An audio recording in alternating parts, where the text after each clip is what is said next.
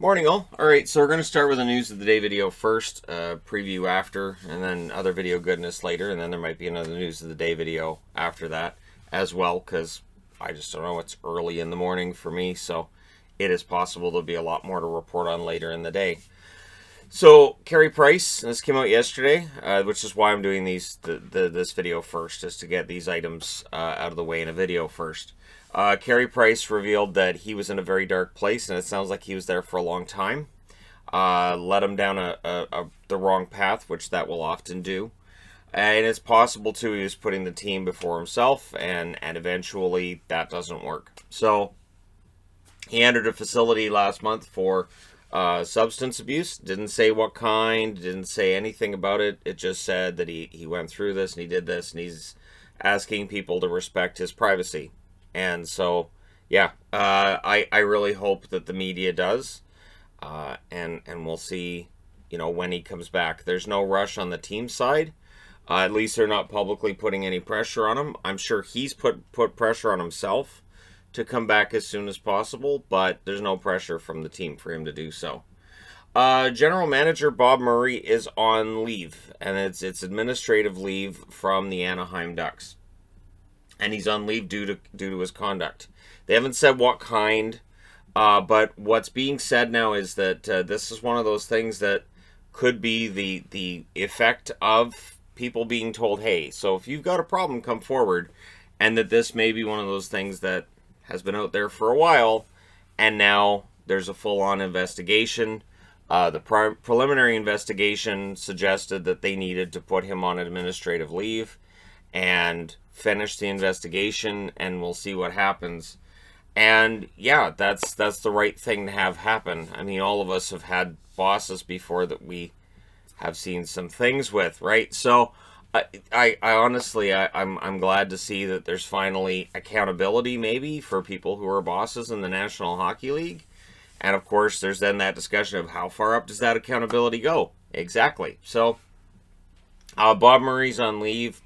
There's no guarantee that anything else happens out of this, but he's on leave right now, and we'll see. We'll see if we find out at the end of the investigation what was alleged, what's happened, but apparently there was some conduct people weren't pleased with, and so he's on leave while they investigate that conduct, and we'll see what happens. So, into on-ice news. Chad Ruhwedel, Marcus Pettersson, they're both out of protocol for the Pittsburgh Penguins, a team which has been dealing with a lot of players out of the lineup for a while. And so for Pittsburgh, they'll have those guys back in the lineup hopefully soon. On the Boston side of things, Taylor Hall only played 11:26 last night, which is a low for him this season for the Boston Bruins. He was benched for the second half of the third, and when Coach Bruce Cassidy was asked about it, he basically said it's turnovers. That the defensive part of Hall's game is why he was benched in the third. They had a 1-goal lead. It makes total sense. Hall did have an assist last night. He now has 3 goals, 4 assists, 7 points in 10 games. He is a -1. And yeah, I think this is just one of those, he's not the greatest two-way player. So in the second half of the third, he got stapled to the bench. And that's where we get into the argument about whether or not maybe he should have been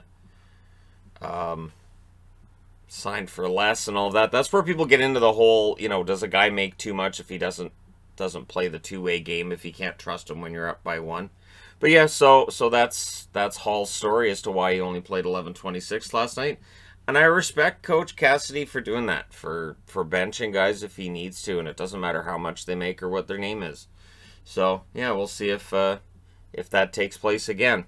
Last night, with all the craziness going on, and there was a lot going on, Sasha Barkov scored his 189th goal as a Florida Panther. He passes Olli Jokinen for the all-time lead on the Florida Panthers. So yeah, that's great for him.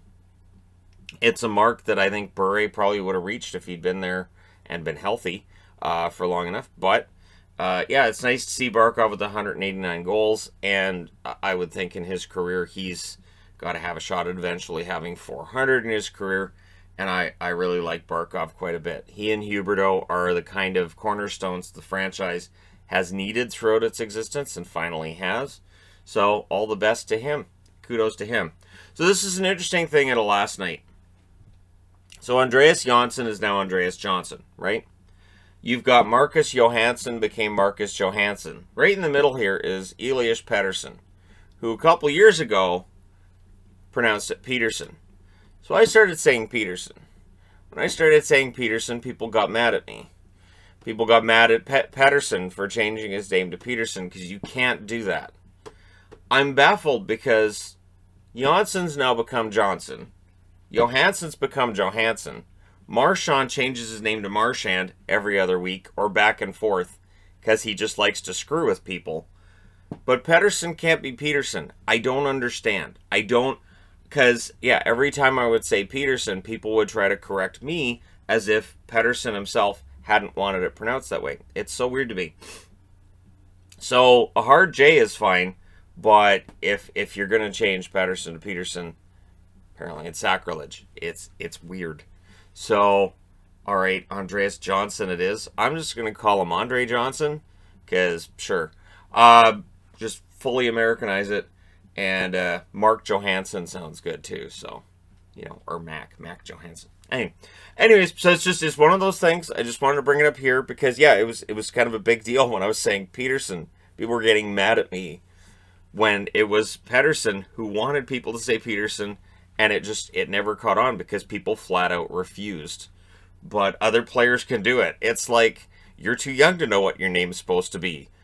Jansson's older. I don't know. It's weird. So yeah. For Toronto Maple Leaf fans, just a note here going into tonight's game. Both Tavares and Kasha will be game time decisions. Kasha getting hurt is a standard thing. No matter the season, he does tend to get injured and banged up here and there. It doesn't sound like it's anything major. If they don't have Tavares in the lineup, well, that hurts. Toronto, of course, over their last little while here, they've been getting all of their scoring from the guys who, the top 4 guys that make all the money.